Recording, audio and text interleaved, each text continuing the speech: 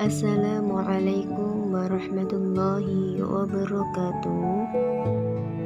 Perkenalkan, nama saya Jiana Walida dari Prodi PAI Sekolah Tinggi Ilmu Tarbiyah Al-Fatah. Saya ucapkan terima kasih kepada dosen pembimbing mata kuliah Bapak Nurdi SAG MPD, dan tak lupa pada segenap civitas TIT Al-Fatah. Di sini saya akan membahas tentang sejarah pendidikan Islam.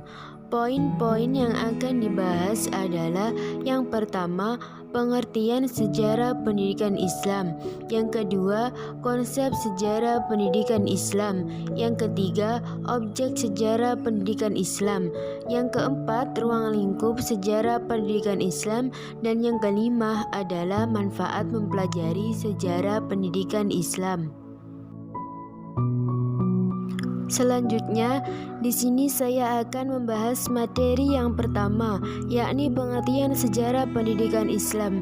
Di sini dijelaskan bahwa kata sejarah menurut bahasa berarti ketentuan masa, sedangkan menurut istilah berarti keterangan yang terjadi di kalangannya pada masa yang telah lampau atau pada masa yang masih ada.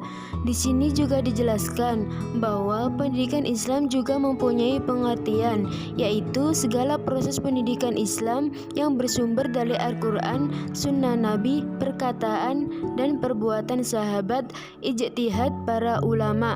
Dilihat dari pengertian sejarah dan pendidikan Islam di atas, dapat ditarik kesimpulan bahwa sejarah pendidikan Islam adalah sejarah atau kejadian pada masa lampau yang terjadi pada zaman Rasulullah, yang muncul dan berkembang seiring dengan kemunculan Islam itu sendiri, yang kemudian perkembangan selanjutnya pada masa Khulafaur Rasyidin, Bani Umayyah dan Abbasiyah, sampai jatuhnya kota Baghdad dan lenyaplah Khalifah Islam yang terakhir di Istanbul pada tahun 1924. Selanjutnya, saya akan membahas materi yang kedua, yakni konsep sejarah pendidikan Islam. Bagaimana konsep sejarah pendidikan Islam itu?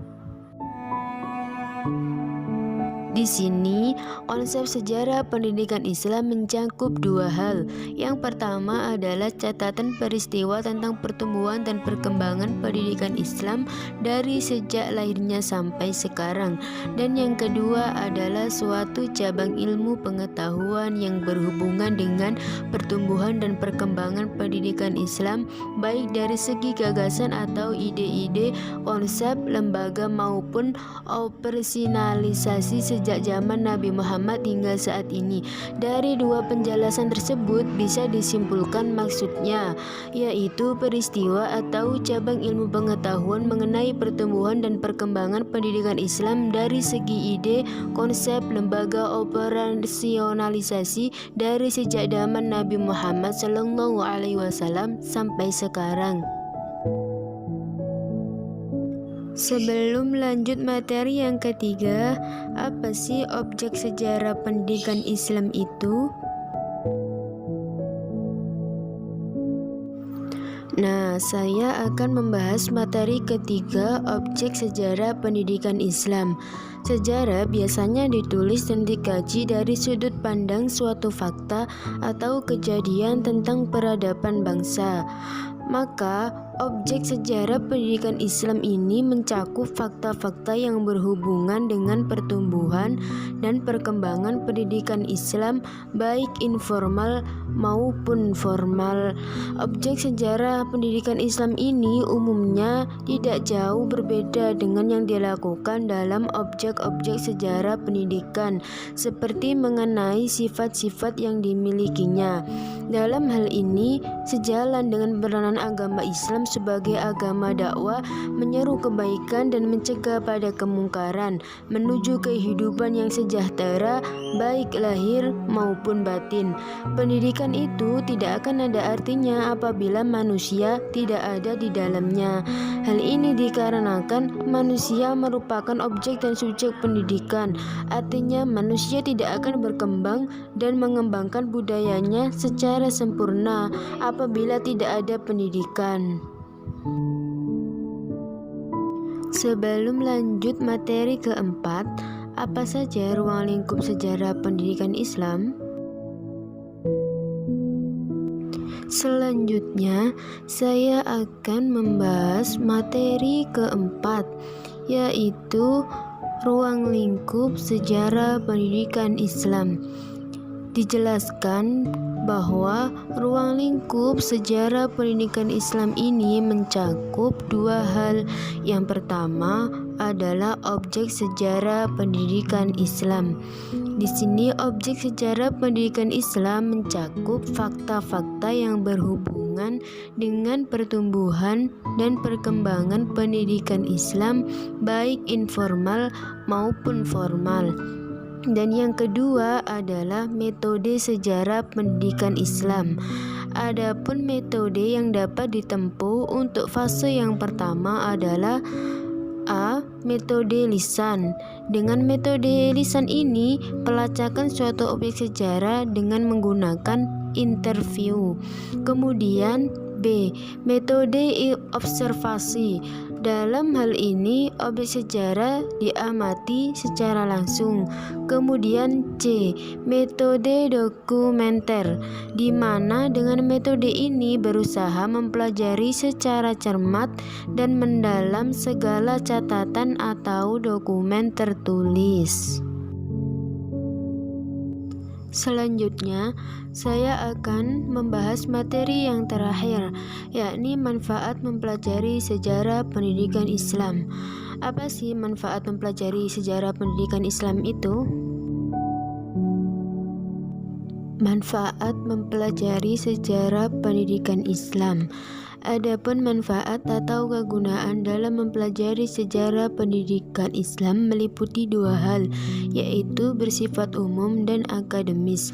Adapun manfaat mempelajari sejarah pendidikan Islam ada tiga. Pertama adalah sebagai cerminan sejarah, atau mengambil pelajaran dari kejadian-kejadian masa lampau sehingga sejarah yang dihasilkan dapat diambil manfaatnya khususnya bagi perkembangan pendidikan Islam. Kemudian yang kedua adalah sebagai pembanding, yakni suatu peristiwa yang berlangsung dari masa ke masa, dari waktu ke waktu, tentu memiliki persamaan. Oleh karenanya, hasil yang diperoleh dari proses pembanding antara masa lampau, sekarang, dan yang akan datang diharapkan mampu memberi andil bagi perkembangan pendidikan Islam, karena pada hakikatnya sejarah itu menjadi cerminan pembanding bagi masa yang baru. Kemudian yang terakhir adalah sebagai perbaikan, yaitu setelah menafsirkan pengalaman masa lampau dalam berbagai kegiatan kita berusaha memperbaiki keadaan yang sebelumnya kurang konstruktif hingga menjadi lebih konstruktif. Kemudian dari beberapa materi tadi yang telah dijelaskan, bisa disimpulkan bahwa pertama, sejarah pendidikan Islam adalah sejarah atau kejadian pada masa lampau yang terjadi pada zaman Rasulullah yang muncul dan berkembang seiring dengan kemunculan Islam itu sendiri.